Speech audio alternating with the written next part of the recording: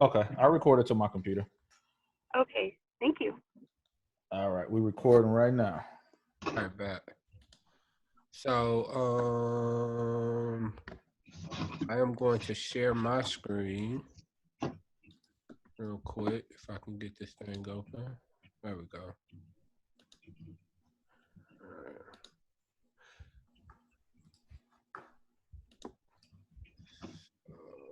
Give me one God, it's sec. still raining. Oh, my bad. Sorry. All right, here we go. So, good.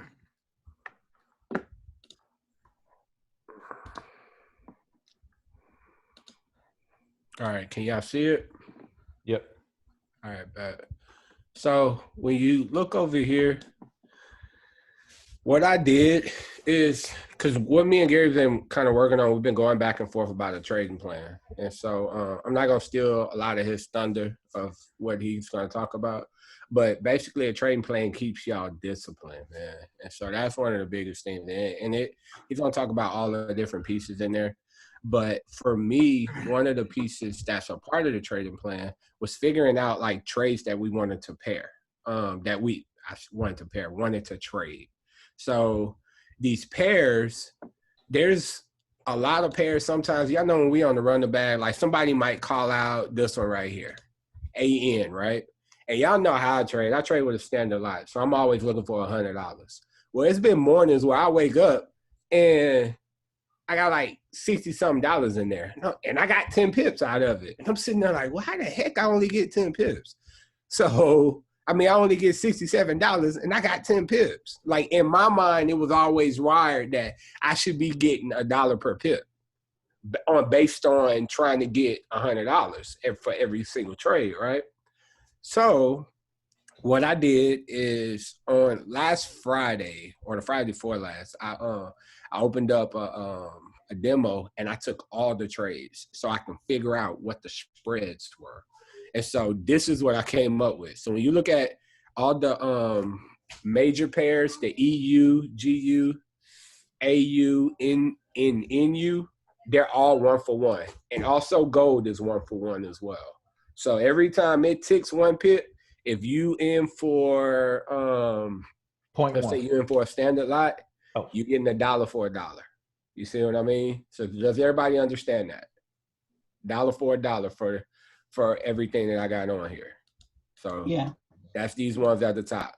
All right. So then what I did is I wrote them all out, and so I classified them all by, the first of them. I kind of put them in alphabetical order almost. So you got your A's, your Australian pairs, your CAD pairs. No, I didn't I did put them in alphabetical order. So the colors, the red ones, those are the lowest ones that you're getting. Like, so you see this 0.7251.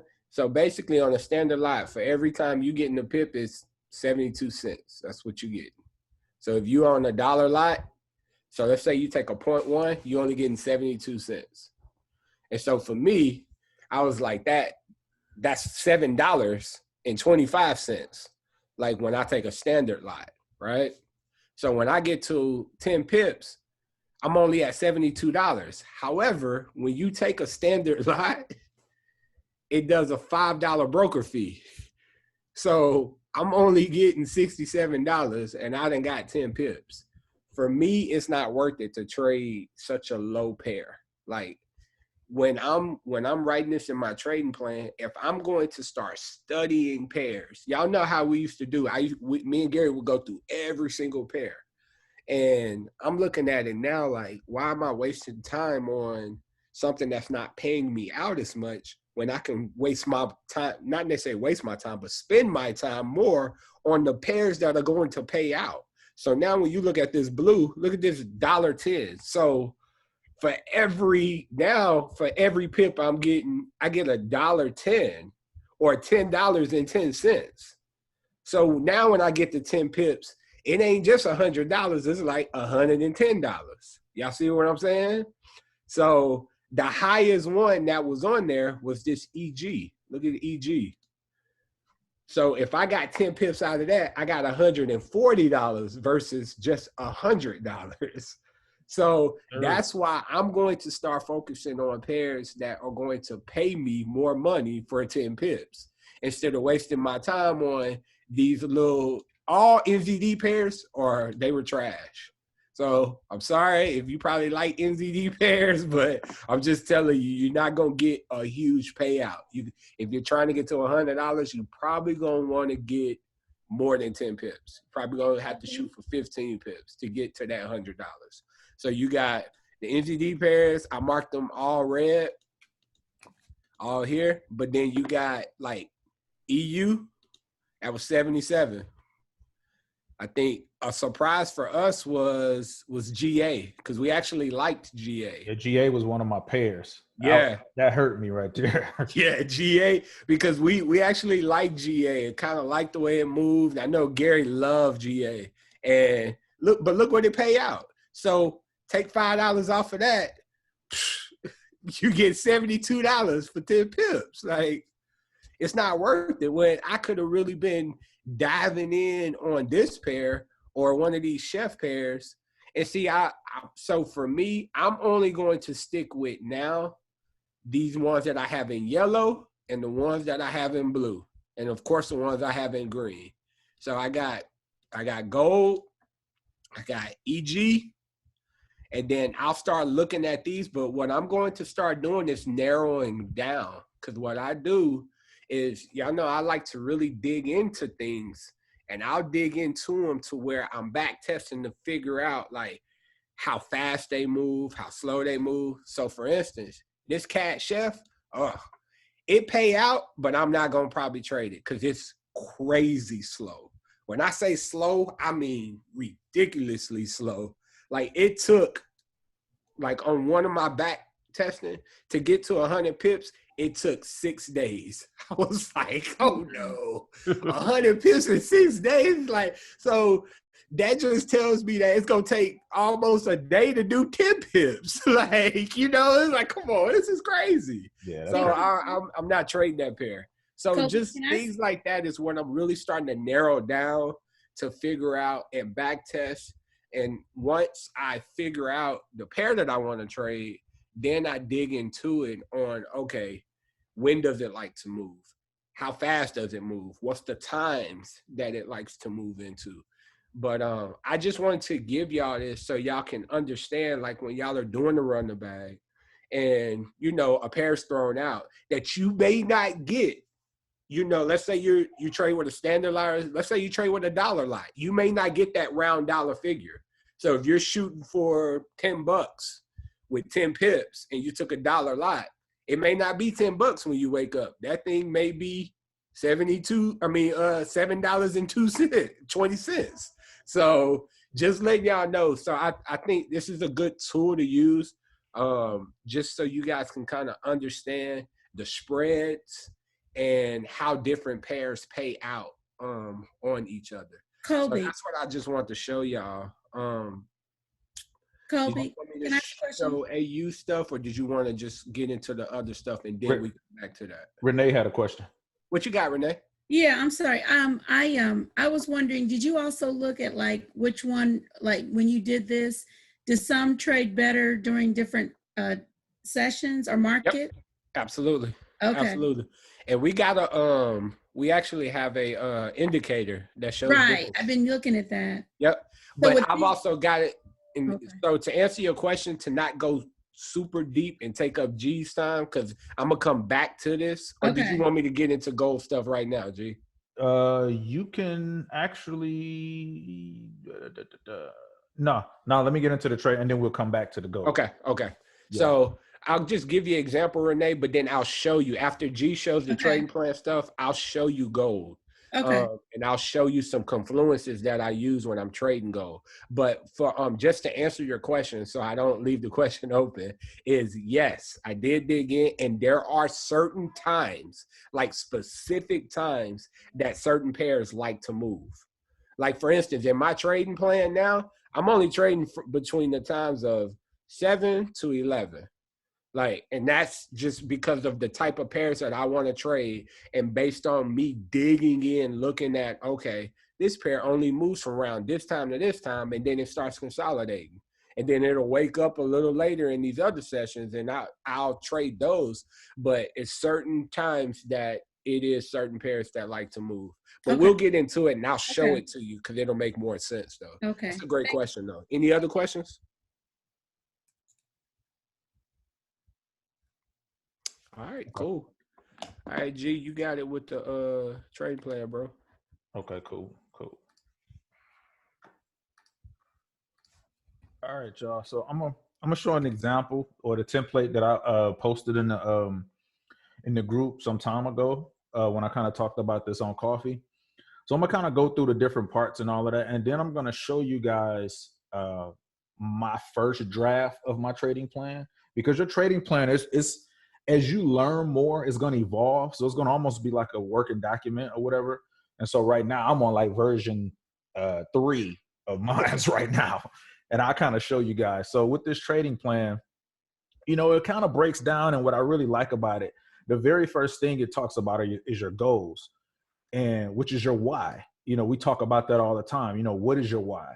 You know, it breaks it down to, you know, what are your short-term goals, long-term goals, things like that. And so that when you kind of look at that, it put into perspective, why are you actually trading? You know, what are you shooting for? I mean, because if you're just trading just to be trading, you really don't have a goal or a mindset to where you're going. You're just trading. You know, how much do you want to make a week? You know what I'm saying? When you kind of look at that, like, for example, let's just say if you were looking for $500 a week or whatever the case may be, you know, and you hit $500 in your first day or whatever. If you hit your goal, if you want to stop trading for the rest of the week and just relax, you can do that. You hit your goal. But if you don't have that, you know what I'm saying? And let's just say you hit that goal, but then, you know, you feel like you just on a crazy win streak and you just keep going, you can give all of that money back. So you got to be disciplined in how you kind of approach this thing. You know, why are you trading? Like we said, not just for money, be specific. Then what Kobe was talking about, what pairs are you trading? You know what I'm saying? Try to keep it down to 2 or 3. That way you're not so scatterbrained. Because like going back what Kobe was saying, Kobe and I used to go through every single pair every Sunday, every pair. We used to be on a call like 2.5, 3 hours going through every single pair. Every single word, like, nah, we got to get through all of these. And what it did was it almost, I know for me, it made me kind of scatterbrained because I'm trading Chef JPY, but I'm thinking about how GU moves. You know, I'm taking fibs on AN, but this fibs don't work with AN like it do for EU, you know, stuff like that. So I was scatterbrained, and I started messing up a lot. So I was like, you know what?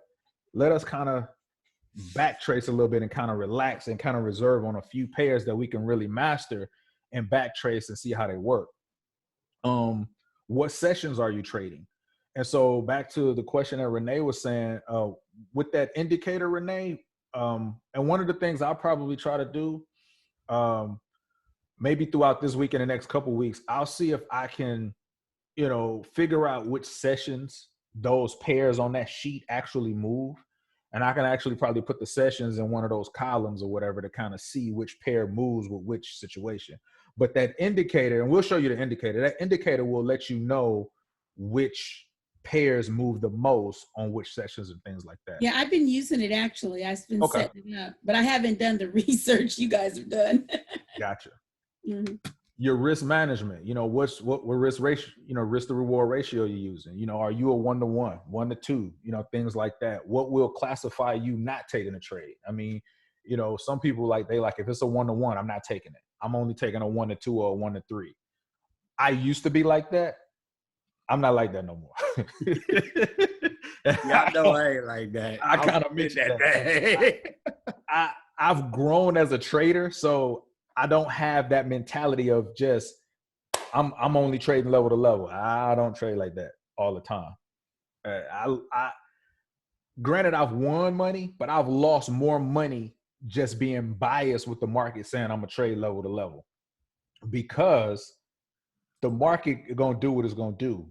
Me trying to be, prideful and say, yeah, this going all the way down to this level. That thing go halfway down there, back trace all the way back up. And I done lost a lot of money just because my bias is telling me it's gonna go down there. I'm gonna wait for it. Nah, I don't do that no more. And I'll kind of explain it when I show you guys some of my trading plan and all of that kind of thing. I'll explain some of that stuff. What confluences you use, when you're trading, things like that. Are you tracking your trades?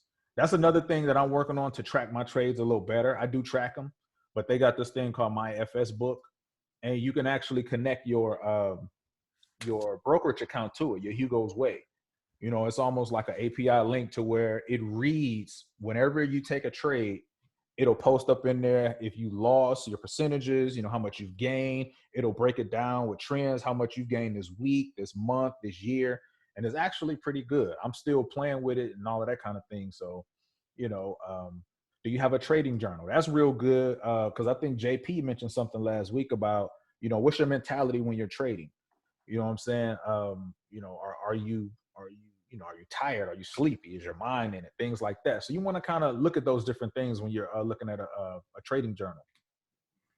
Kind of going through a few more of these topics, because most of them are self-explanatory. How much money, like we talked about before, how much money you want to make per week, things like that. Things to ask yourself: are you the type of trader that when prices going down, making lower highs and lower lows? Are you on a scale in? Are you using a regulated or unregulated broker? Just different things like that. And so at the bottom, it kind of shows an example trading plan. And so myself and Kobe, we took this example and we kind of added our stuff to it, our flavor, to kind of, bring it into fruition or whatever. But like I said, I'll show you guys my first draft and where I am right now. So one of the things too, y'all, because I was real hesitant with Gary showing his stuff. When I started building my trading plan, y'all know Gary moved at light speed. So Gary had a trading plan. Hell, when we first started trading, it took me forever to build one. And so I kept telling him, I was like, gee, don't send me yours. I don't want to be biased. So this is what I'm putting this out there for y'all, because I want you to build your own trading plan. Like, Gary's going to show this, and this is recorded, and you can go back and look at kind of what he had, but don't do it. Don't do that. Just build yours off of this template, then go back. Because what can happen is you'll read his and you'll be like, oh yeah, I forgot. I should put that in mine too. Or, oh, I should. Just build yours so you build it off of what you feel and how you feel you want to trade based off these questions, not based off somebody else's. So that was my biggest thing, is I kept telling him, nope, don't send it to me. I'll send you mine. We'll send each other's at the same time. And so when he did his, when he sent me his and I sent him mine, mine was like 5 pages and his was 2. So I was like, damn, I done put too much in mine. Like, I automatically was going to be biased, but I'm glad that I had put everything before I saw his, because I know I would have tried to shorten mine up to get it down to this certain length, because he already had his a certain way. But what it does is it'll help you figure out after where your gaps are, or what else should you want to add, or things like that. So please don't use his. Use it after you've built yours, if that makes sense. Does that make sense to everybody? Mm-hmm. Yeah. Okay, cool. Yeah, it's crazy because he say that he was liking stuff from mine. I was liking stuff from his. And I'm like, man, I'm missing this. I'm missing that. But we both was on the same page. We didn't want to look at each other's until we kind of completed that first draft and all of that kind of thing. So back on this area here, you want to kind of write something, about yourself, I, Gary Moses, whatever the case may be, and just come up with, a sentence or a paragraph or something that just kind of describes, hey, this is my trading plan, X, Y, and Z. I will commit to being disciplined, whatever the case may be. Then next you want to kind of look at, how many confluences it take you that you need to see before you hop in a trade. With Gobi, there's 8. There's the 8 confirmations. And me, I only do 3. I only need 3 to get in a trade. I don't need 8. I see 3, I'm in it. In that thing. I'm in that thing. I'm aggressive with my entries, but I'm conservative with my approach. I talked about that before. Let me see. It's some But other. you know what, Gary, to that point, one of the things I now that I know more and I have a better understanding and I've been in it for a minute, I'm not saying that I'm good at anything, but to me, the 8 confirmations are kind of like, are more guidelines on what to look at. Mm-hmm. But are they necessarily the 3 that will, are all 8 of them gonna put you in that trade? Does that make sense? No, Because I understand what you're Oh, trying you yeah. know to what I'm saying? It's like I don't even think when we're doing it with Gobi that we do it that we do it that way. Yeah, it's not all 8, but it's definitely 8 things that you should be looking at. But what's going to make you actually take that trade?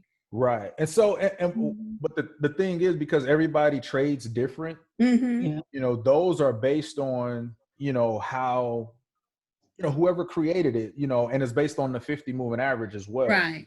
And so there's a lot of different traders in there, and those 8 confirmations, believe me, it's gonna have to change because a lot of their styles have changed too. Yeah, Like, Yeah, they have. we got people that trade moving average crossover. I've And if you seen a lot notice, of change. a lot of them are trading 2 moving averages now. They might have a 50 and a 9. Mm-hmm. Somebody might have a 20 and something else. So those are going to have to change, or 200. And so those are going to have to change because a lot of the traders are starting to evolve and things like that. So those 8 confirmations, they don't work all the way with how people trade. Right. They began to use the fib a lot too, which they weren't doing before. I believe those are a good baseline Mm-hmm. I do too. when you're first starting. But now as you start building your trading plan, like if you want to use a couple of those confirmations because I like the 50 or I like the 200, or we got the 14 and 8 that we use and everything. So you might want to put that moving average crossover within there. So that's what we mean about build it to yourself. Yeah. Like that was a great example, Renee, bringing those 8 confirmations up, because if you bring those up and you don't really use them, now you're just trying to do what Gobi's telling you. But if you like 3 of them, then okay, take 3 of those and say, okay, I really like these 3 because when I've traded to those 3, I've been successful. You understand what I'm saying? So yeah, makes sense. I'll take those 3, and if I have those 3 as confirmations, plus I also like what the 14 and 8 that Gary and Kobe gave me, and I like key levels of that. How we talk about, it's bouncing off a key level or breaking up a trend line or whatever. So think about those things that you're looking at. Put those down in your actual confirmations, because those become Renee's key 8 confirmations or 20 confirmations. That becomes Veda's, whatever confirmations, because all I think is those are just guidelines, but I don't think those are, the hands down, this is what we should be using. I think that's for when you're first starting, especially when we get brand new people on the run the bags. Oh yeah. I think that's a good starting point for them. Another thing too, when you kind of looking at your confirmations, are you going to be a breakout trader? Are you going to be a type of trader that's going to wait for the retest? Those are things that you got to kind of go through to kind of back test. And like I said, Renee, we'll go over the back test in a little bit. A little later. Okay. Let me go to another part. Can y'all quick tell me, Kobe and David, what's your rationale for the 14-8? We'll show it. I'll show it. Okay. When I get in it. When we pull up some charts, I'll show it to you. Okay. Okay, thanks. Another thing I liked about this particular template is, we reverence God in everything we do. And this particular template, he reverenced God and things like that. He said, he will pay his tithes from whatever he withdraw, things like that. He have a few other nuggets and things like that he put in his, in this template to kind of remind himself what he's doing. He mentioned something up here about not to get FOMO, fear of missing out, and that's being patient and things like that. Yep. Oh, another big thing that we looked at too, and I'll show you guys mine. We don't take trades after 3 p.m. Don't do that. I don't fool with that because that 4 o'clock, when that 4 o'clock hit, you get hit with them swap fees. But then on the flip side of that, those candles be shooting up, shooting down. Mhm. And one of the things that I experienced that I didn't think it was going to happen, I was in a trade and I was in profit. And I had my stop loss in profit. I was confident, like, oh yeah, I'm A1, I'm good. If it shoot up, I'm still in profit. It'll stop me out. That thing blasted through my stop loss and stopped me out in negative. Oh, I wow. have no idea how it did that, but that alone told me, you know what? I don't need to trade before 4 o'clock anymore. Never Like again. never again. Like that thing. I was in big profit. I was in prop. That thing blasted straight through it. It didn't even acknowledge it. And so I was like, you know, for that alone, I'm not gonna trade before anything before 4 o'clock. If I'm already in a trade, I'm just gonna exit the trade before 4 o'clock. Another thing that I put in my trading plan too is I'm not putting orders. Remember what happened with us with like sell orders and stop orders, those pending orders? Yeah, we've been kind of evolving from that. Pending orders. Because remember we had one, y'all. We had I think it was like a sell limit or a buy limit, and somehow it put us in the trade. Remember? When the 4 o'clock flicker happened, and it didn't even go up there like we thought it was, and it ended up going later on, but it put us in crazy negative. So I was like, never again. Crazy. Oh, wow. I won't put those pending orders because it could just flicker and mess around and throw you in the order. So that's another thing to think about as well with that 4 o'clock flicker, because it done got me too many times to where I'm like that. I'm trying to cut trading off at 12 o'clock. And then come back after 4 o'clock. Like, so that's my mind frame now. Like, I'll wake up, trade in the morning, and I'm out. And then come back, look at some charts after 4 or 5 o'clock, and finally try to do something then. So we'll see. Oh yeah.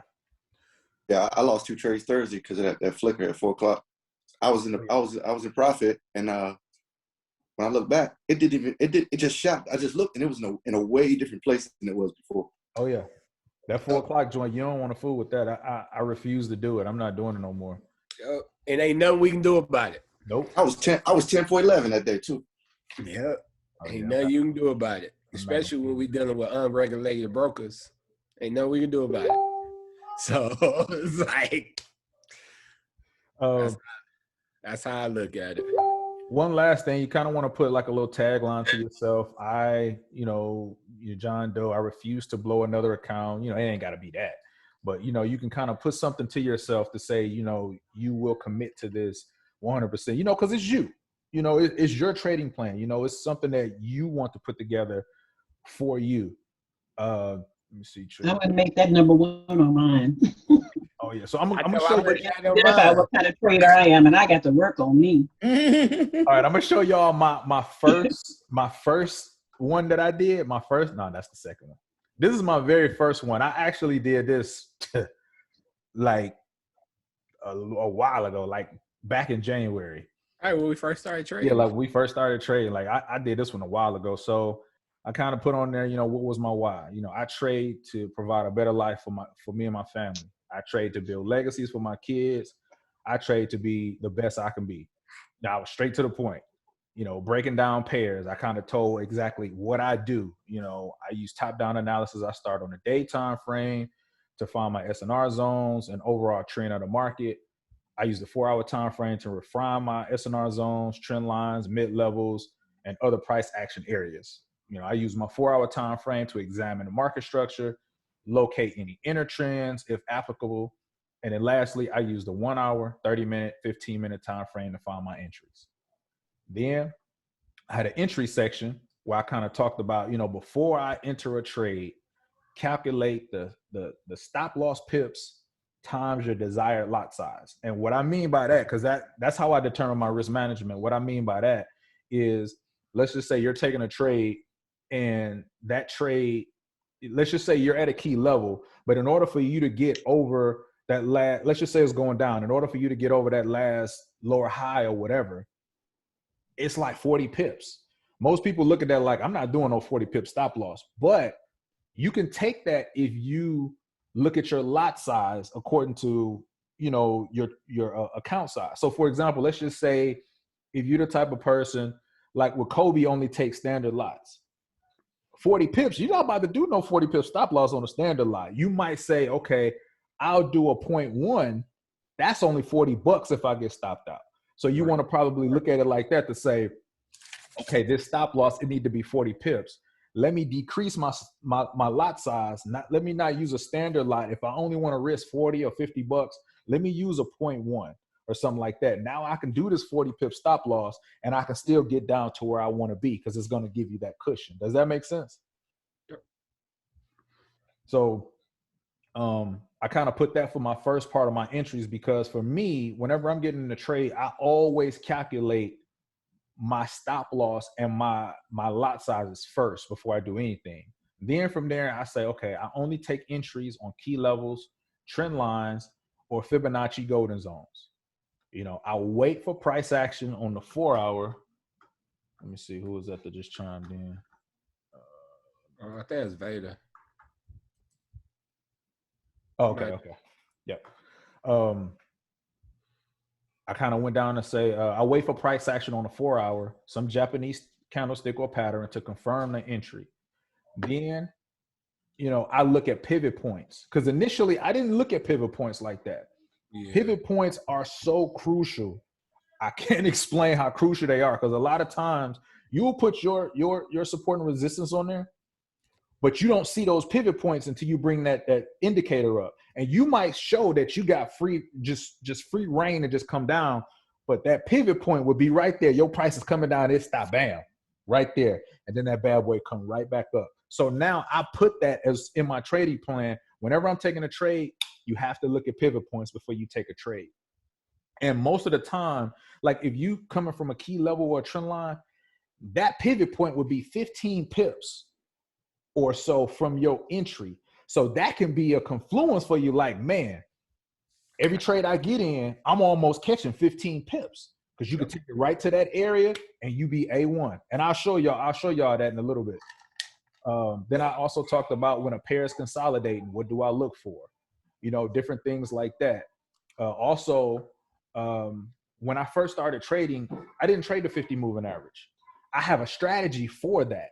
That's not my main strategy, but I have a strategy. So I say whenever I'm trading the 50 moving average, when a pair is showing signs of breaking a trend line and the 50 at the same time, then I use the 30-minute. And then I trade the breakout. Whenever it hits that, if a candle close right when it breaks that 50 and that trend line, I hop in. I'm only going for about 10 or 15 pips. And I put on here, don't be greedy. Get in and get out. It's a nice strategy that we've back tested and it works really, really well. But it only really works if it's breaking a 50 and trend line at the same time. Yeah, it's got to be both. It got to be both at the same time. Also talked about trading gold. This is another thing that Kobe and myself has really been diving into. On a gold, we only trade the New York session between 7 and 11. That's it. I ain't trading in no other time. I ain't fooling with it. Be patient. Wait for the momentum. Don't try to trade gold when it's just dilly-dallying around. Don't fool with that. Then I also talked about my stop losses. In a downtrend, I set my stop losses above the last lower high on the 1 hour time frame. I had to be specific with that because a lot of times I would do this on a 15-minute and get blasted. The last lower high on a 1 hour time frame or a key level or a trend line. Make sure you leave cushion. I had to put that for myself. I do the opposite for an uptrend. And then I see this version 1. It's something else I put on there as well. But I also got my exit strategies. I talk about discipline. This is where I was saying, do not take any new trades after 12. If you're in a current trade before 3 p.m., make sure you exit our trades. I put on here, Gary Moses, will follow my trading plan to keep myself accountable, to remind myself of the reasons why I trade and to control my greed. This trading plan is a blueprint to reaching my goals and the key to my success. Always remember that making money is more important than being right. Change your bias with the flow of the market. I put that on there as a reminder for me, because the reason why I said this was important, because go back to what I was saying. Like, I used to say I'm trading level to level. I don't do that no more because, like I said, I lost a lot of money. And so now I'm shooting for 10, 15 pips. If it go more than that, yeah, I'm cool. But I'm trying to hit that 10 or 15 pips, because if you think about it, if I do 10 or 15 pips and I'm constantly catching trades like that, I'm gonna maximize my profits. I can get to my goals a lot faster, and I can get in, where I need to be. Hey, Gary, on that do not take trades, new trades after 12, that's every trading day? Yes. Because the 3 p.m. is only on Fridays. No, that so for example, so the reason why I say 3 p.m. and I changed it to 3:30, but every single day, Monday through Friday, the market closes at 4 p.m. Central. Right. And when that happens, whatever trade you're in, that market might shoot all the way up. Yeah, okay, that's all true. the way down. Yeah. So after 12, I don't need to look for any new trades, because at that point, the market is consolidating anyway. It's not really moving like that. So I'm not really fooling with any trades. But let's just say if I took a trade in the morning and I'm still in it, I'll stay in it until about 3:30, and then I'm out of there. Gotcha. I'm getting out. Here is my version 2. This one I actually did it when I actually took that template. I kind of refined it and made it a whole lot better. And so I kind of put in red the key things that I've answered with these questions, to create a better life for me and my family through financial freedom and all of that. It's kind of almost the same thing that I talked about, but I kind of refined it a little bit. And I got a couple long-term and short-term goals, 500 a day. My long-term goal is to make 100K before 2022, and 2 mil by 2024. That's my retirement plan right there. All right. That's it. That's what I'm trying to get. How many pips do you want to catch per trade?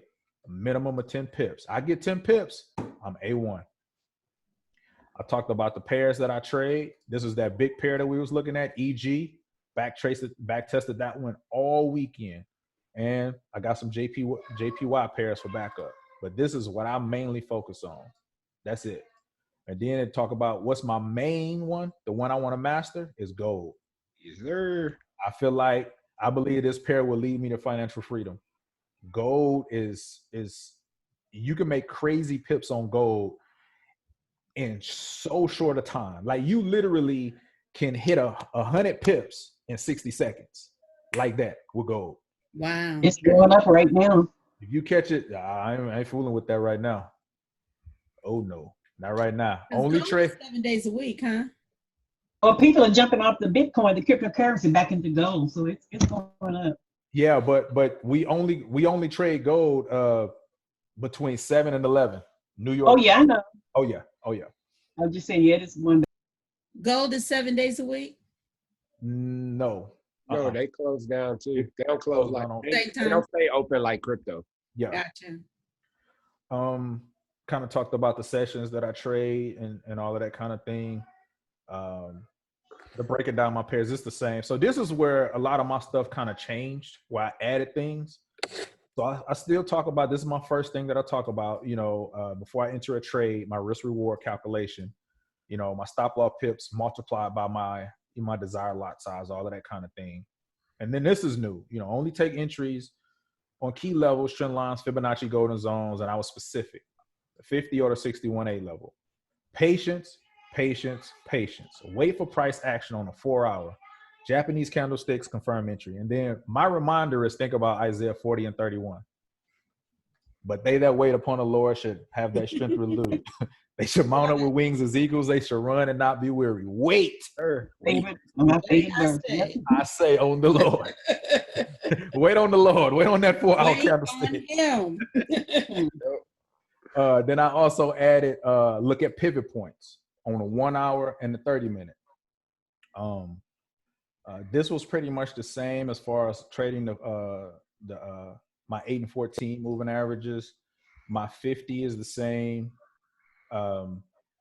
trading gold, that was the same. My confluences, on my confluences, I made sure that I didn't have this at first. Tweezer top and tweezer bottoms. Those, I love trading tweezer tops and tweezer bottoms. And I probably need to go back and put 4 hour and all of that kind of thing. But I also added pivot points on here too, because to me, that's one of my main deals that I look for. I kind of honed in on stop losses. A couple of things that I added for Fibonacci entries: place your stop loss below the 78.6 extension, leave cushion. Because I feel like if it go past that and it go to 100 or whatever, okay, I'll take that loss. But then here's something that I put in here, and I wanted to be transparent with you guys. And I was thinking, like, should I even tell y'all this? But I'm gonna be transparent. If you are able to watch your trades, don't use a stop loss. The reason why I say that is because brokers may market hunt your stop loss, and we've tested this crap. What? You guys Yep. saw that. You saw that with the trade that got put out with Chef JPY the other day. If you go look at that, that wick went all the way down to your stop loss and hit it and went way back up. Brokers do that. And so I'll be mindful about that. And so, because I used to say that, you know, I'm trading, I'm putting a stop loss. Kobe never uses stop losses. Nope. Ever in life.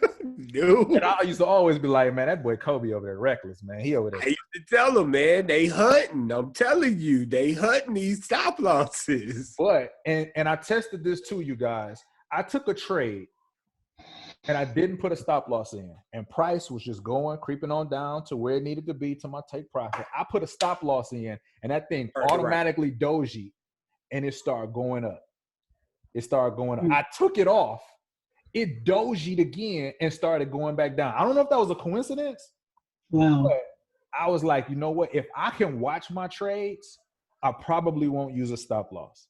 And that's not good risk management to tell people, but I want to be transparent with y'all and let y'all know what I do. You know, Because remember, y'all asked me how I trade. And remember I said, I sit there and watch my numbers.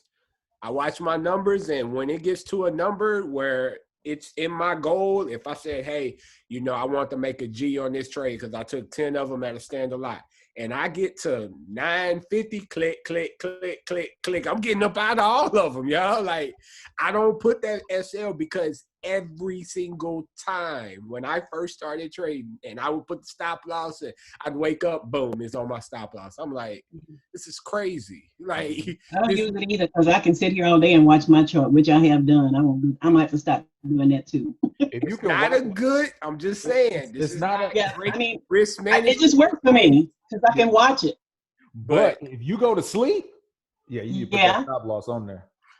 Depending on which path you go to the bathroom. Because if you don't put that stop loss and you go to sleep, you're gonna wake up with that same pain I did in January. I would tell you, I had I was trading $2,200.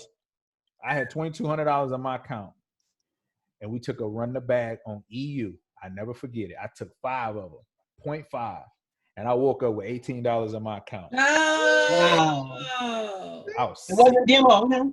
Nah, that wasn't no demo. that was real cash. Wow. I was sick. I That's just real lay back. money. I just lay back in the bed. I ain't want to get up. Yeah, that joke was crazy. I talked about my exits, before, exit a trade before the next support, resistance, pivot point, trend, or price action area. When applicable, exit the trade at the -27 extension. Sometimes it don't always get there. And so that's why I said when it's applicable. What other things? Trust your instincts. I talked about the do not take trades. So I kind of refined it, Renee. So I say, we do not get hit with crazy. No, I said, do not take any new trades after 12 p.m. We do not want to get hit with the crazy swap fees. If you are in a trade prior to 12 p.m., make sure you exit before 3:30, especially on Friday. Gotcha. Yeah, control your greed and psychology. Believe in yourself and your trades. This was the risk management thing. I kind of talked about risk management. Mine's is 1-to-1 minimum. I won't risk any more than 20%. That might be steep for some people. I won't risk more than 20% overall on any trade. The reason why I say 20%, because there might be times right here, will you only place one trade? I said no. If the opportunity presents itself, I would take up to 5 trades that are equal or less than 20% of my overall thing. Sometimes, look, Kobe over there laughing. Y'all tentative things, Yeah, baby. that boy take 10 of them. He take 10 of them every time. So that's my risk reward. I said 20%, and just depending on what that trade is. This is an important thing for me because I've got blasted on this. When you win a trade, walk away and soak in your victory. Do not take a second trade right away. For me, I've given back so much money to the market by doing that. I'm finding that out. I've given and Kobe, he does this too. He'll take a trade, and when he win big, he shuts his computer down and he just going on somewhere. I tell they be throwing stuff out, and I'm like, I'm done trading, dog. I'm done. I'm done. I'm done. Because you will hold your money so much longer by doing that. Yeah. Because you will see another setup, because what they call endorphins or something like that. Mm-hmm. So when you take a trade and you win, your emotions are so high. You like, man, I just killed it. And then you right there, you trying to take a trade and you mess around and get blasted. Yep. And then here's my other line. Do not revenge trade. Do not revenge trade. Do not revenge trade. Duka. If you lose, walk away. There's always another trade to trade for another day. Yeah. Nope. And here go my food for thoughts. I need to take this out because this was directly from the template. But if your dreams don't scare you, they're not big enough. Yep. Always have room to grow. Embrace the journey and celebrate your victories. Learn from each mistake and focus on having a clear mind before you trade. Get in the zone. And then I kind of talked about, I'm accountable, all of that. Remember, Jesus is the center of my joy and the source of my strength. Be patient. Patience equals profits. And then I actually put Isaiah 40 and 31. So that's the end of my trading plan. And that's what I have. And I'm going to read it every single day. That way it's engulfed in my mind before I trade. And I'll understand I can really follow this stuff before I trade and not just be haphazardly just jumping in stuff. Because if you stick with it, it'll almost put you robotic. And that's what we want to be when we trade. We want to be robotic when we trade with no emotions. Because if we trade with emotions, we get blasted. But if you robotic and you trade with your trading plan, you'll be A1. You know what I'm saying? You'll stick to your principles. You'll win more, and then you'll be able to do your thing. Does that make sense, y'all? Oh, it makes perfect sense. Oh, yeah. A lot of sense. I do want you to share yours, but I do realize I have to develop my own. Nope, don't share. I don't want to share it yet. Oh, man. Matter of fact, close this out. Stop going through it. Close it out. Somebody probably taking pictures and doing all this. Close it out. So we gonna resend. I'm gonna resend this in the thing. That way, kind of develop your own. And we're gonna do this again in 2 weeks and kind of see where you guys are. And eventually, I will send mine to you guys, but like I'll send y'all mine as well. Yeah, we want you guys to kind of build it yourself first before you kind of look at each other's and things like that. Yeah, I want you to have something in place, and then Gary will send his, I'll send mine, and y'all. Then you can kind of combine and piece together, and you'll figure out where the gaps are in yours. But put yours, because it's going to make you a better trader, because you're going to put down what you think first. Then you go back and you refine. Okay. Oh yeah. So don't be trying to use the video, use the template and put the stuff down, y'all. Look at Beta over there. She I'm sure gonna take that recording. I'm gonna be stopping that. Yeah, she already started it. But even still though, and again, I'm not making excuses. It's still it's a lot of it that you have in there is what guidelines you've been helping and sharing. So looking at it kind of as a learning tool as well. Oh yeah. Gotcha. I know you wanted to talk about gold a little bit, and then segments into his, and then we're gonna get into some questions, and if you guys have some pairs or whatever you guys want to go through, we can jump into that. We can go through that too. All right. Okay. So back to, so we're in the charts now. So I know we talked about, one of the questions you asked was like, do pairs move at a certain time? So let's go look at this real quick. We're gonna go to the hour, right? So look on this hour, 7 o'clock. Look at that movement. You see it? Mm-hmm. All right. Look, I'm gonna go to another big movement. What time does it say? 7 o'clock. 7 o'clock. So and this is gold. Go to another movement. That's in the morning. So hold on, let me make this bigger because these candles will. So look at this right there, this 7 o'clock candle. So you might look at that candle right there and be like, that's a little baby candle. Now let's go look at the pips. Look at that. That's 72 pips. 66 pips. 60, Gold. yeah. It moved so fast. So fast. That's how fast it moved. And that's an hour candle. So it went 66 pips that fast. So that's why I really started kind of diving. Look at this candle. 7 o'clock candle. 7 o'clock. And so this candle would have been red when it opened, and it would have shot all the way down here. That's 189 pips. 8 pips. Just like that, one candle shot. And then the next candle that opened up at 8 o'clock, it would have opened here, and then it shot up that way. So that I've really went and studied gold, and sometimes you'll have a good 8 o'clock candle or 8:30 candle. So that's why I said I only want to trade gold between. I'm gonna start looking at it at 6 o'clock, but I'm gonna be ready for that 7:30 candle and trading it all the way up until about 11 o'clock. Because if you look after that big movement, look what it starts doing right here at 12 o'clock. Consolidate.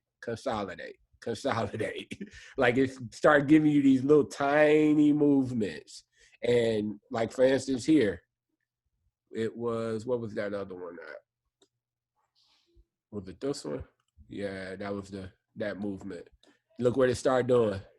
12 o'clock, consolidate, little small movements.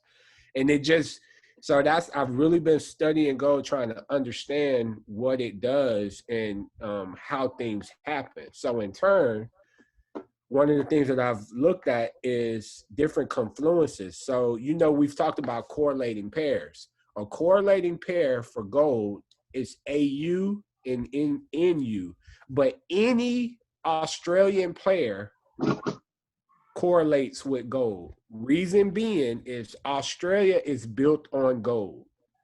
Like I went back and was really doing research, the fundamental side of it, the fundamental analysis.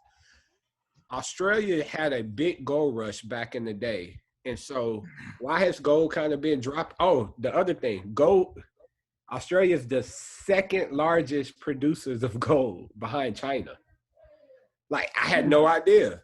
And so gold's been dropping because what happened? COVID happened. Mining jobs went away. People weren't going to work. They weren't going to find more gold. So gold has started been dropping. However, when this move happened over here, this big move, they announced big mining jobs coming back out. Also, it was Australian news. So a lot of times that we're looking at these folders and we're like, okay, there's an Aussie folder, red folder, or yellow folder, or whatever. That news is going to affect gold just like it's affecting the Aussie pair. Same thing for US type news. You think about it like this. We know that gold correlates opposite with the DXY, right? Like when the DXY is dropping, most of the time gold is headed up. Everybody understand that part, right? Mm-hmm. Okay. So think about it like this. If there's a US news and it affects the dollar and makes the dollar shoot down, what do we expect gold to be probably doing? Up. Shooting up. So remember that in your fundamentals is Aussie pairs. When there's news for Aussie pairs, it's probably going to affect gold. When there's news for US pairs, it's probably going to affect gold but it's going to affect it the opposite way because it's affecting the DXY, and the DXY goes opposite of gold. And that's how I've been catching these crazy moves, because I'm just sitting there like we had a US pair news, right, G? And it was a yellow folder. And it affected the dollar. And I was like, hey, let's go look at gold. And gold was shooting up. We was like, look at that. And so just looking at these different things, and matter of fact, was it this one? Yeah, it was late news. It was late news.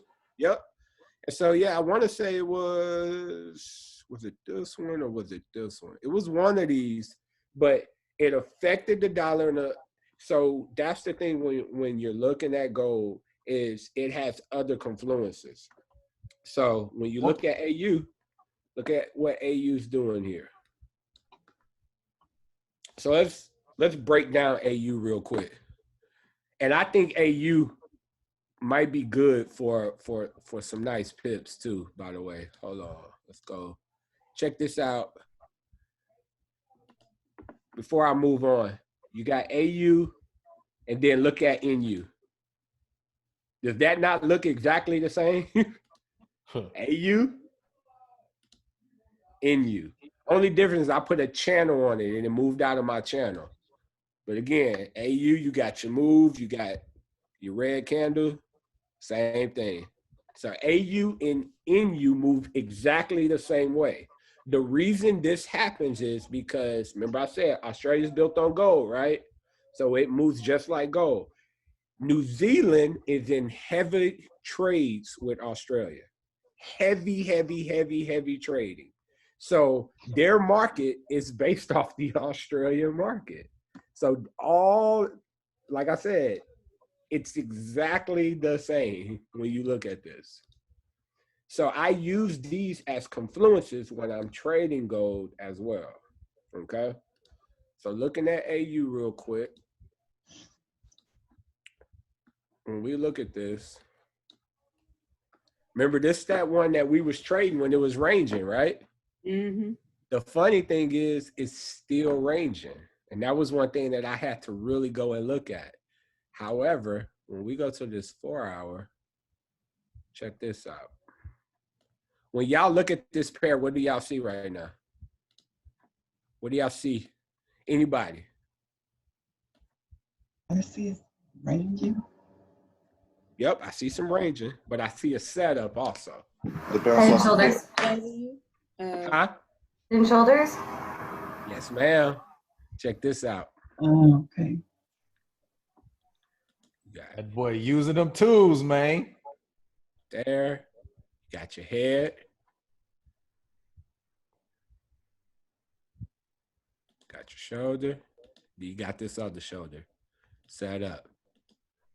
So I believe that this structure right here is what's keeping this ranging. I believe that this structure right down between this zone here is what's keeping this ranging. However, if it was to break down below, I think that this thing is going to head on down. I'm going to show you why. So this is the 4 hour, right? So when we go to the daytime frame, what is this right here? Oh. What is that? Sitting on the day. Ooh, man. Nice little tweezer top. Those are the tweezer tops. Okay. Yes, ma'am. Ooh. Sitting on the day. So Got it's it. the momentum is going to go down. Absolutely. And so And it's the trend, your day trend. It's going to. it broke my day trend already, and it went and retested it. So I'm thinking that this thing wants to head on down. So you can see I got my day trend here. Another thing that I was going to talk about, y'all, is when you hear the term like liquidity grabs, y'all know I talk about supply and demand zones all the time, right? I believe that these are supply and demand zones, and that's the reason. So when you see long wicks like that, see how you see them coming down? That's a supply and demand zone where when you have a supply and demand zone, what that means is you have both buyers and sellers in the market at the same time. So this is coming down, but then you got buyers like, nah, we're going to push back up. However, the sellers are trying to come down and push it as low as they can, grab as much as they can, and then the buyers push it back up. Same, because you'll see that a lot right here. This one was coming down and it started heading up, right?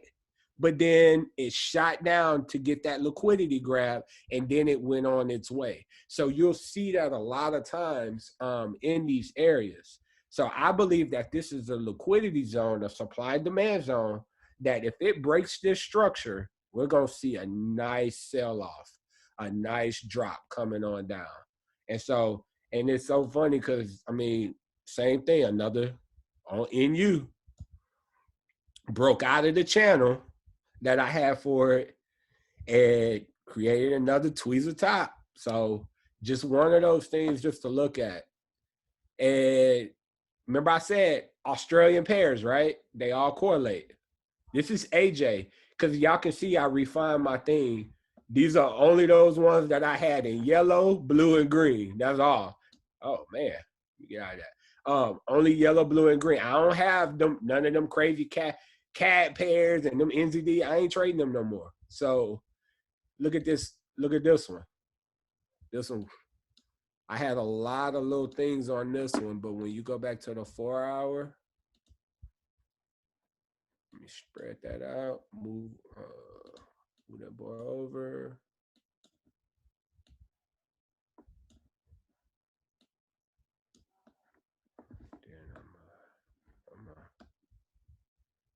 Ain't that the same pattern as AU?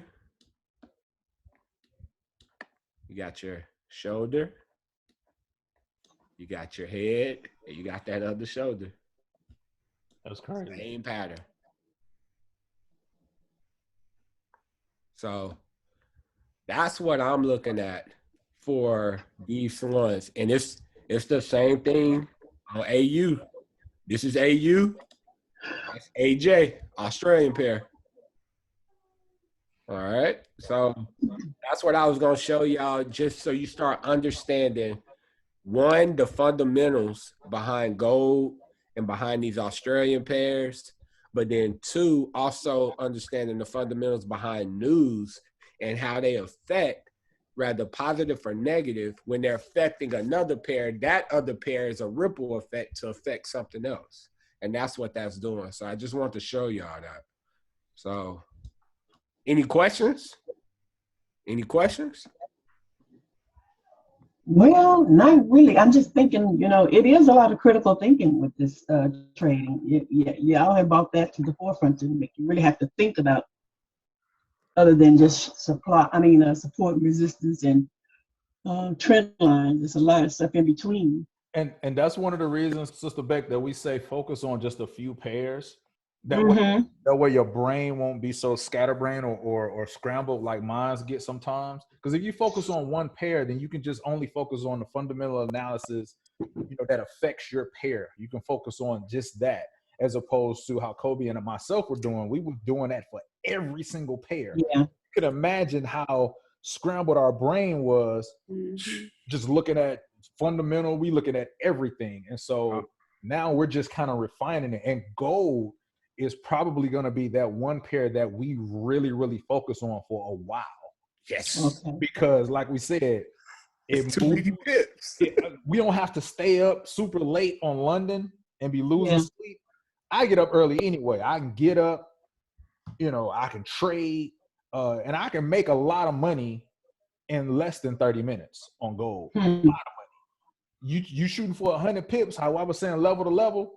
Nah, this ain't gonna be no level to level. It's gonna give you that one candle, 100 pips. Bam, you gone, you done. Out of there. You out of there. You good. And so that's what we probably gonna be really, really focusing on, because a lot of the big multi-million-dollar traders that Kobe and myself have followed, all of them trade gold. All of them.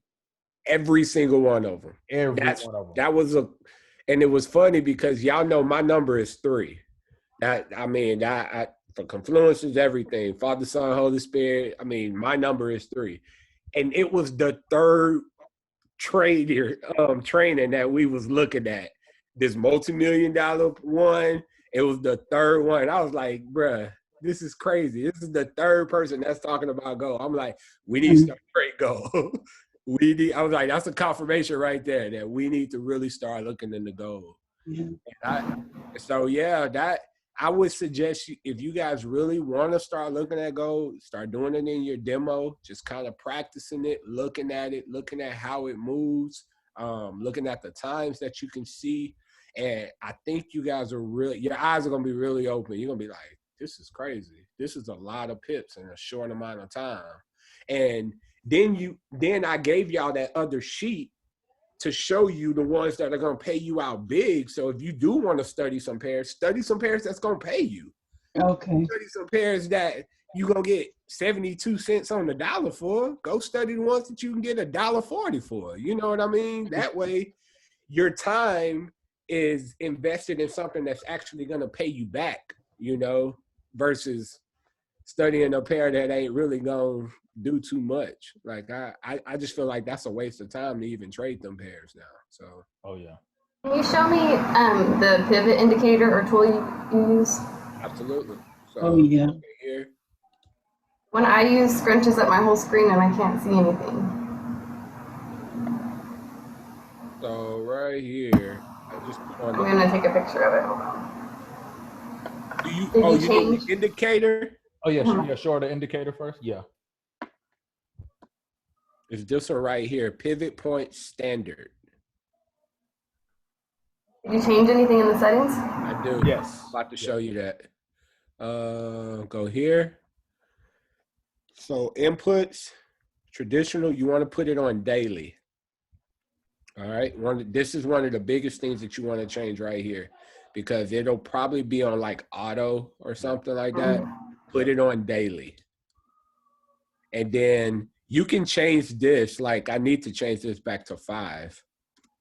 But I like to look at like the last 5 pivots. And sometimes like they'll all line up. So like when you look at this S1, that S1, this S2, and that S1. So we know that there's something probably in this area that this thing is going to bounce and bounce. So, and then you got S2 and S3s around this area. And it's so crazy because that's in that zone that I just talked about, that I think that's keeping this area bullish. Or what's the S1 stand for? What's the S for? Okay, so let's talk about all the different letters too. That's a good question. Okay. So what you'll see on here, I'm trying to find one right here. So you see this P? Mm-hmm. So that's where price opens. So P is where price actually opens. So when the pivot started, this is where it started. S's are supports. Okay. Okay. R's right here are resistance. So you got P is where price kind of started when this pivot first started. When they put the pivot out, this pivot started here, and then it kind of broke down, shot up, and then broke back down to S1. That's a support 1. Okay. S2 would be a support 2. S3 would be a support 3, and so on. Same thing for your R's. R's are resistance 1, resistance 2. And you'll notice sometimes they'll match right up with your support and resistance areas that you've already had matched up. But what these are a compilation of bank numbers and how they traded that day and how price moved as well. So that's why we want to do it on the daily, because we want to get that compilation, because your pivot can be thrown off if you put it on the week, because now it's a compilation of what they did in that week. So that's why you want to make sure that you put it on the day. Okay. Okay. Uh-huh.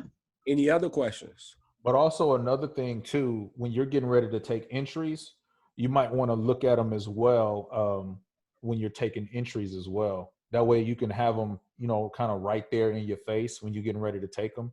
So for example, let's just say if you were taking a trade at the P, at that when price opened, and let's just say you were thinking about taking the trade all the way down to where that support is, his support zone right there. But when you put this pivot on, that pivot lets you know, hey, it's a support here. You know, Yep, this could very well be right here, right where this last P was. So you be like, maybe I shouldn't take that sell. Maybe I should wait for it to break and retest and then down type thing. So me, for example, like if I took this trade, can you measure the pips from the P down to the S? So for me, if I took this trade, I would have my TP right there, or maybe a little bit above, and I'll be happy with that.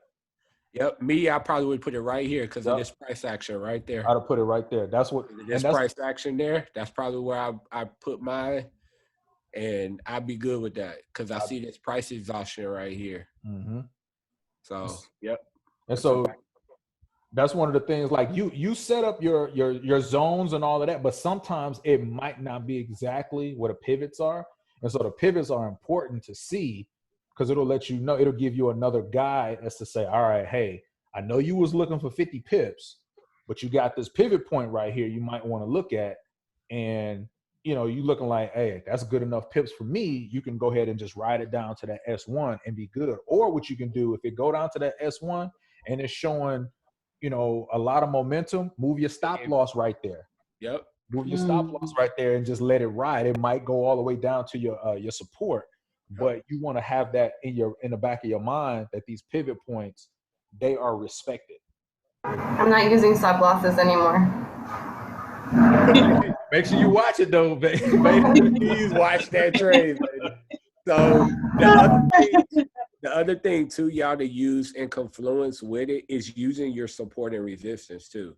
So, you know, we're looking at this S1 and we're like, all right, I'm gonna ride it down to S2. However, what do we got right here? We do got another support right here, a key level. So this thing might not make it down to S2. It may make it down to right here and bounce off like it's been doing over here. You see what I'm saying? So that's how you use them all as confluences together to say, all right, I'm going to ride it down to right in here because I do have a support here. It might not make it down to this S2. Or if it breaks your thing, you're like, okay, maybe it'll bounce off this S2.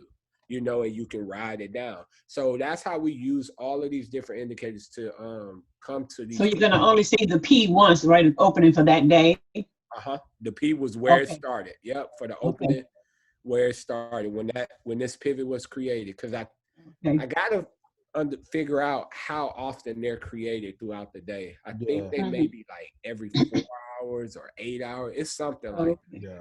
I got to figure out like how often they're created throughout the day. What else y'all got?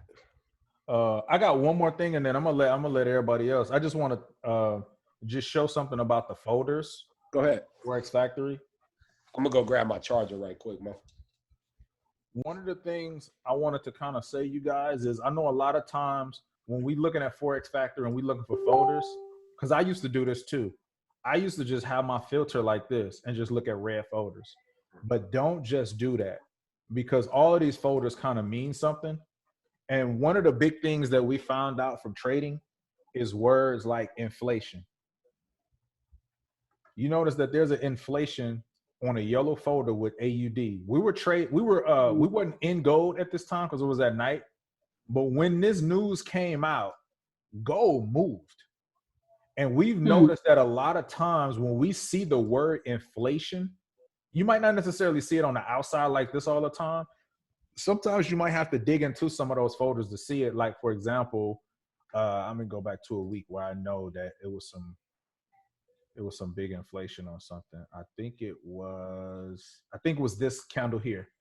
When they start seeing stuff like this, I believe this was the inflation. Yeah, this here. When I start seeing inflation, that's when you get a big, big move. And I can show you guys, this was Wednesday, May 12th. Let's just go to gold. And then I'm gonna turn it over to you guys where we can go over some pairs and questions and stuff. Gold. What day was that? I said May 12th. I think it's the 12th. May 12th, 7:30 in the morning. Yep, I read everything, y'all. I feel like if they put it on there, then it's news for us to read. I don't care if the folder daggone blue. I'm gonna read it. Like, where are you accessing the folder there in TradingView? What? Oh no, it's on a site called Forex Factory. Oh, okay. Yeah, Forex Factory. Yeah, because it's easy to say, oh, it's a red folder. Like, I'm gonna read that yellow one, that orange one, a white folder. If they put it on the website, it's news. So I'm like, it's gonna affect something that I'm trading. I don't care if it's minimum effect or a lot effect. I still want to know about it because it's our money, y'all. So, Yeah. and then when we get, I look at it like this: if we get blasted, and then we go look at the news, we'll be like, oh, but it was a white folder. It was like, well, you should have read it. We should have knew, So I'm going to read everything on that site. Oh, yeah. So when you go back and look at this, it talked about inflation within here. Of course, I read everything, but, this is most of the traders, they read, why traders care and all of that kind of thing. But 7:30 on this day, and we were looking at this too. And GU, EU, every US pair got hit with this. And when this happened, at 200 pips. I was in that one. Yeah, I caught this one too. 200 pips.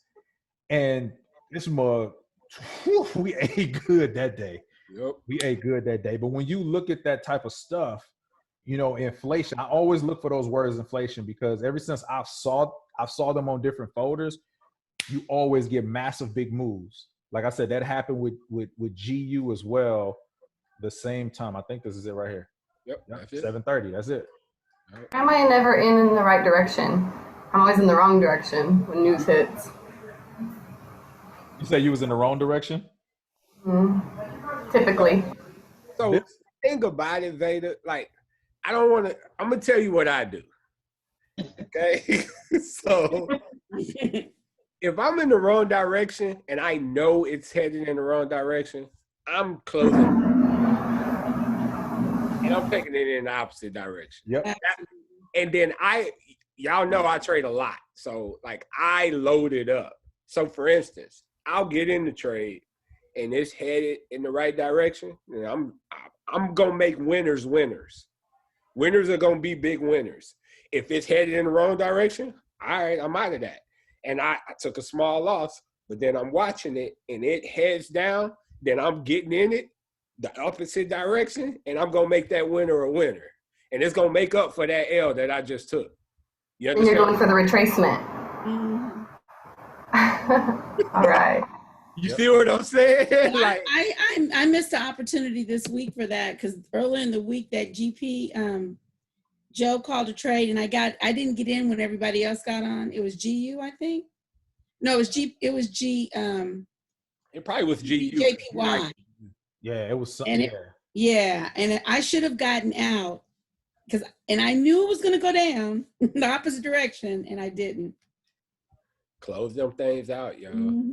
Especially if you're watching them. Yeah, exactly. Like, I went to sleep on that. I was mad at myself. Yeah. I'm gonna show y'all this, and then I'm gonna give it up. How we was talking about market hunts. I didn't take this trade. Because last week I didn't take any trades. I wasn't on any run the back. I studied all last week. I was in demo. So I was up late at night. And when the trade was put out, I always put these on there just so I can kind of monitor it. And look at this, y'all. The trade was up here in profit. This thing took one candle. This is why I say market hunts. This thing came all the way down. Even though it didn't get that far, the spread knocked them out. The spread knocked them out. Bam. That boy came all the way up, and then it hit take profit. And then it came back down and did all of the other things. Crazy. Now, whoever did not have a stop loss on, they won. If you had one on, I got kicked out. You lost. Kicked out. Got kicked out. And so that right there is a perfect liquidity grab. That is a perfect example of a liquidity grab. That thing is headed up. And what I mean with liquidity grabs, when you got supply and demand, y'all got to remember, we're trading with the banks. So the banks are like, oh, they probably got their SL right over here. Let me go grab that money from them. All these little other traders that are in, we're going to take their money and then we're going to head on in the direction it's supposed to go. Yep. This area right here. You can see all these liquidity grabs. Bam, right there. Yep. Bam, right there. bam, right there. Yep. So that's where the wicks are? Uh-huh.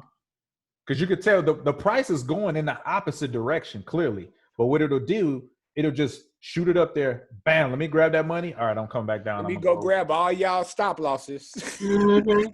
And then, because you've been riding the trend with them, you know? So, yeah, that's why I trade the way I trade, y'all. Like, that's why I watch my numbers and I get out when I'm at a comfortable number. I'm like, yep, that's how much money I wanted to make. I'm out of there. And I close them I out. sat there one day and just watched them manipulate the market. Yep.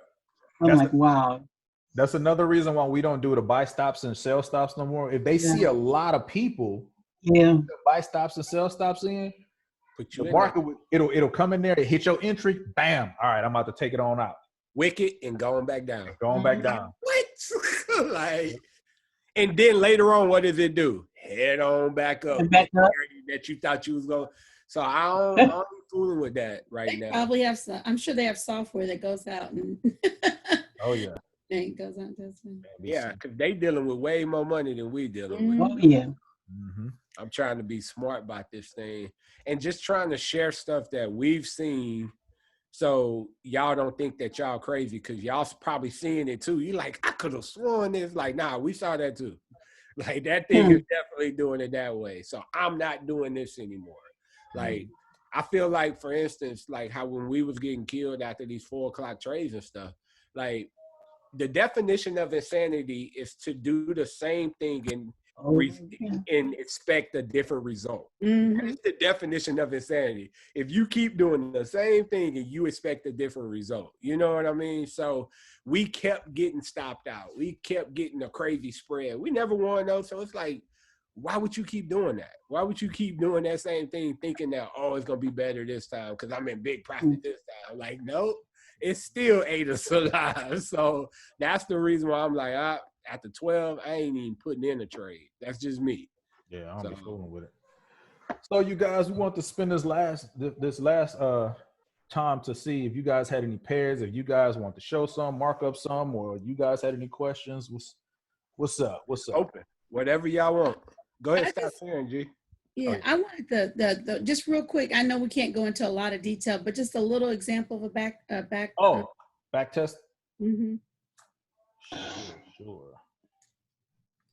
So I did a lot of back testing this weekend, and so the only thing is though, you can only do back testing if you have a paid version of TradingView. Mm-hmm. And so what you can do is, like, for example, I back tested a lot of, fibs and just seeing how the market works. And so what you do is you hit this thing up here that's called replay, just bar replay. When you hit that, it'll give you this red line where you can actually stop the market from any point in time. Okay. So when you click, it'll take out everything prior to. Okay. And then you have this replay that you can actually replay the market, and it can move and you can back test. So like, for example, let me go ahead and play. I'm on the 4-hour. So if you play it, the market will move according to how you want it to. And let's just say if you were trying to test out, fibs or zones or whatever the case may be. I don't want to talk about fibs too much because I want to probably talk about that one on the next one. Mm-hmm. But I mean, you can kind of look at this and kind of look and see how it kind of respect your areas. Like, let's just say if you had a zone, somewhere right here or something like that, you can kind of look at this and say, okay, do this really respect that zone? And, let me try to take a trade on this and things like that. So you can bar replay to test your different strategies. Like one of the strategies I talked about was the 30-minute with the 50. We talked about this where it has to break that the trend and the 50 at the same time. Let me see if I can find one actually. It's one right there. It's you right have there. to go back in time and okay. Yep, right there. No, bring that wick. Yep, right there. So what we would look at with something like this, even though it's kind of weird, it's not hitting all of these points. But let's just say we came in here and we saw price somewhere right here. That's not a real good one though. Yes, it is. Pull it back. You got points, bro. Keep pulling it back. Nuh-uh, not up there for where you started it. Right here? From from where the trend goes, click off of that one. Now go to where you started the trend. Right here. Now pull that up. I got you. You see what I'm saying? Yeah, but it's still not lining up how I want it though. Go to the one before that one. Yeah, that's what I was saying. This one wasn't a real good one. You're on the 30-minute, right? Yeah. So I only do this strategy on the 30-minute. So back test on 30. So okay, here go one. Oh, okay. Here go one. Hey Google, stop talking. Like something like this. So let's just say if you were looking at this and this thing broke your 50 and your trend line, as soon as this candle closes right here, you take that candle trade right there. You can probably ride that 15 or 20 pips on the breakout alone. But look at this. This thing just dropped. So if you, let's just say you took it right here. As soon as you place your thing on here, it automatically gives you a 1-to-1. That's 13 pips. But this thing comes down, and from this breakout, you could have got about 25 pips. And on the 30-minute, it works like that if it's breaking, like I said, the 50 and the trend line at the same time. So if you guys go back and back test, if you like just on the 30 and just look for, price to break your 50 and your trend line at the same time, and you'll be surprised. You'll be like, well, man, look at this drop. Look at that. Hey, G, while you got this up, show, because I think Sister Carol had a question about moving average crossover. Remember? Oh, what was it, Sister Beck? I don't remember. I think you asked me about crossing over on the 14 and the 8. Oh, yeah. Yep. So just show her, like, this is a perfect example right here. I was asking what's the rationale for the numbers 14 and 8? What is that saying? So the 14 is, it looks at the last 14 candles. The 8 looks at the last 8 and things like that. Now, I'm going to be honest with you. We got this strategy from another trader that it works really, really well for. I don't know the rationale with him using those numbers like that, but we back tested it and it worked really, really well for us. So, and that's for every trade y'all use those numbers? We do. Yes. Okay. Yes. Which numbers again? It's the 8 and 14. And so that indicator that I use, I'll show you what it is, Veda. Is it an EMA or just a moving average? EMA. It's an EMA. Okay. So I use the two right there. 2 EMAs. I don't see it. Okay. Oh, here we go. I use this one right there. Moving average 2 EMA with Felipe C2106. Hold up, don't move from there. And write that down. And I'll put it in the chat thing too. Okay. So Gary, to the back testing, you go and find an area in the past and kind of test the strategy and move it forward, see if it would have worked. That's basically what you're doing. And test your support and resistance too. Yes. Oh, okay. Like put your because like this is a blank chart, but you would have support and resistance, and you can test to see, okay, let me see if this thing's gonna bounce off of here, and put your trend lines. Let me see if this thing's gonna respect that trend line that I have, because now you know if you have a valid trend, you know if you have a valid support and resistance there, based off of that actual area. So that's how we back test. But then how Gary's doing is he's taking a strategy that's within his support and resistance and doing it and testing the strategy on breaking his trend line, but also breaking the 50. Because most times when you guys see, if you have the 50 and it does that, you're going to get at least 10 to 15 pips most of the time when that thing breaks both of those like that. So that's a good strategy that we use. And like I said, when we back test, like one of the things that I've discovered through my back testing is EG. It works really, really well off the golden zone with the Fibonacci stuff. Like I said, I'll talk about that later. But opposite GU, a lot of times go to the 70, go past the golden zone and almost touch the 78 extension before it goes up. So back testing, I wouldn't have never known that if I didn't back test it. Because a lot of times people would say, yeah, I'm gonna take this trade right off the golden zone and take it up. However, they might get some, you might get some back tracing, because a lot of times you see that it'll hit this golden zone, it'll come down here. Sometimes it'll come all the way down here before it continues. So back testing will kind of teach you that, you know, and that's why I don't like trading a lot of pairs anymore, because I'm so focused on pairs hitting my 61.8 area here and bouncing off. But then you have those pairs, if you're watching, you'll notice that they'll come down here. Yep. Or it'll come They won't. Yeah. It won't just stop here. Because what some people would do, what some traders would do, they would do buy limits and stuff like that. And they'll say, okay, I'm gonna put a buy limit right here. As soon as it hit, you know, it's gonna hit me in the trade and take me to where it needs to go. But it might come down here. Brokers might be market hunting, stop you out, and then it go back up. Yep. Like EU likes to respect the 50 area. EU will come down. And it'll come to the 50. It'll come down and it'll hit this 50 right here, and then it'll go up. Yep. As opposed to coming all the way down here. It'll come down there sometimes, but it respects this 50 area a lot. And I know the fibs might be confusing, and we'll definitely talk about that on the next one. But just back testing will tell you that type of stuff when you just practicing your strategies. Like if you have a strategy that you're working on, like if you're working on trading out of consolidation boxes and stuff like that, practice that strategy with whatever pair that you're using.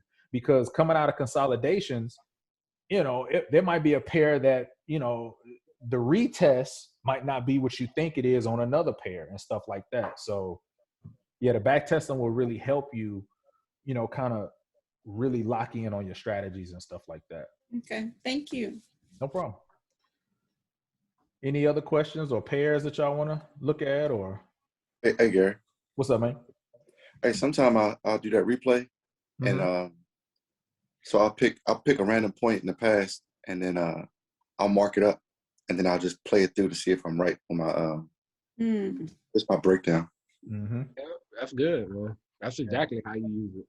A lot of times what I do, and I know it's silly, but I do this. Hold on, let me stop this. Just so I can't see it, I would close my eyes and I would just scroll. Hold on, first I would probably do my bar replay. And I would just scroll so I can't see it. I'll close my eyes and then I just click in some random area. That way I can't see the stuff beforehand. And then I'll start trading like that. Because a lot of times if you're scrolling, you can almost see what the market is doing. Yeah. You can see it and then you kind of take it out. But subconsciously, you done saw these moves and all of that. So I will close my eyes, just randomly scroll and then click. I'm so glad you said that, man. Because I'm so glad, because y'all, that's what's called, like when I was teaching in the military, that was a thing that I used to call the curse of knowledge. You can't unknow something. You can't unknow something. And I used to do an exercise with them where I would literally get a student and they would tap out happy birthday to you, boom, boom, boom. But I wouldn't tell one student what it was. Everybody in the class knew what the song was, and they would tap it out, and they would literally be singing it in their heads. But the person that didn't know had no idea. All it was a bunch of tapping to them. You see what I'm saying? And so if that curse of knowledge, if you see it, you're already automatically going to go mark up support and resistance in those areas because you knew, yeah, this thing going to come down. So you go draw it a certain way. So that is a great point, G. Close your eyes and just pick a certain point and then go and do it, because that curse of knowledge is really real. It's in your head. You can't unknow something.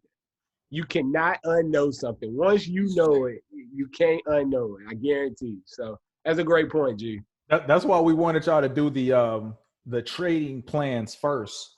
Period. Before I send it to you guys. Even though you've seen it already, but still, if you do it, you know, it'll be more tailored towards you, and then I can send it to you guys. We can send you guys ours, and then you can kind of, you know, combine or add other stuff and things like that. But yeah.